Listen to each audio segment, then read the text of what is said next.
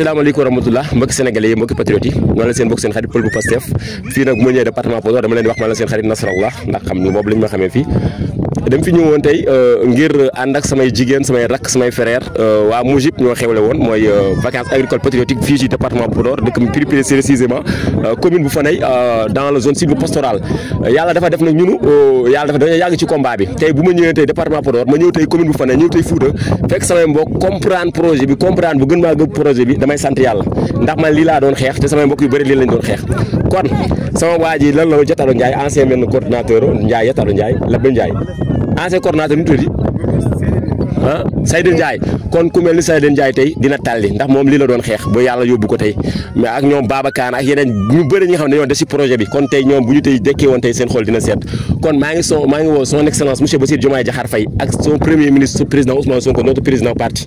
ak ñi nga xamante ñoo bokk ci gouvernement bi ak tout le DG ngeen bàyyi xel Fouta waa Fouta xeexuñu kenn gis nga wax yi ñu doon dégg ay net ko bandum dañu ko forcé woon mais ñun nag wax dëgg yàlla gëmuñ ñu ko gëmoon ñun jàppale loolu mais yàlla dafa def ñun gëmuñu woon net ko bandum lan la ñu gëmoon Sénégal benn bopp la nord ak sud ak est ak ouest ak centre bi yëpp ñoo yem amul Fouta amul Saloum man tey bu ma demoon tey Casamance ak ma demoon tey Saloum moo yem ci man ndax dama yaakaar ma républicain la boo nekkee républicain nag kon da ngeen nekk sénégalais bu ma demoon Mali wala Mauritanie boobaa nag mën na am beneen vision quoi mais comme que Sénégal nañu bàyyi li ñuy xaaj Sénégal di wax Fouta mooy fu waa sud ay rebelle lañu waa Casamance ay nangam lañu waa centre ay nangam lañu loolu jeex na Sénégal te yàlla moo ñu bëgg jox ñu Pastef du Sénégal jox ko Pastef te ñun doom Foutanké bu leen yaakaar yéen waa Dakar ak waa Casamance yéen ngeen tàlli déedéet ñun waa Fouta ñoo si gën a am jàmm ndax ñun nekkoon fii patriote dafa métti woon yenn jamono yi mais tey dañuy sant yàlla bu baax kon président Ousmane Sonko président Bassirou Diomaye Faye moo waxee président da ngeen comprendre suñu président parti lillahi wa rasuli bàyyi leen xel Fouta Macky Sall yóbbu nañu si politique nekk ko ba mais def tous dara nekkul Fouta ñoo gën a sonn Sénégal tey nekk Sambre 9 wala 10 Rebeuss moo gën a yomb tey nga nekk Fouta ndax ñun gis ñu fi dara am ñu benn société bi fi nekk li ko jëlee Saint-Louis wala Louga nga dem ba Matam doo fa gis dara am ñu benn autoroute bu baax am ñu hôpital niveau 4 yaa hôpital niveau 2 niveau 3 sax amu fi dañuy sóob rek dañuy bind niveau 2 rek mais niveau 3 sax amu fi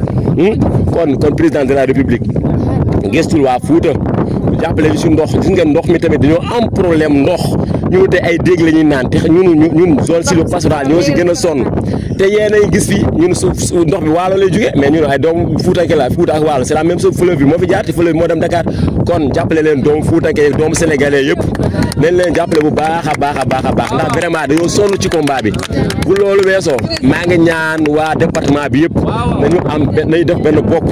ñun kenn duñu xaajale ñun ñëpp ñu def benn bopp ñu liggéeyal Sénégal ñu jàppale Sénégal législative incha allahu taala ak élection locale incha allah ñi fi nekkoon daañu leen def comme bëñ bu bon ni ñu koy def simple sànni incha allah xale yu ndaw la ñuy jox commune yi xale yu ndaw la ñuy jox département bi xale yu ndaw la ñuy jox tàccu leen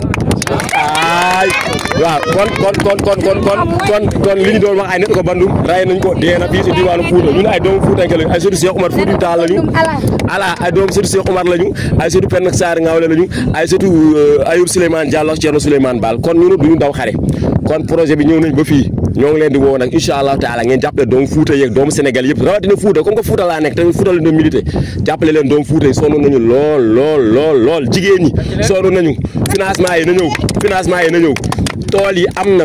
Fouta am na plus de xanaa 2 milliards d'hectares xanaa wala 1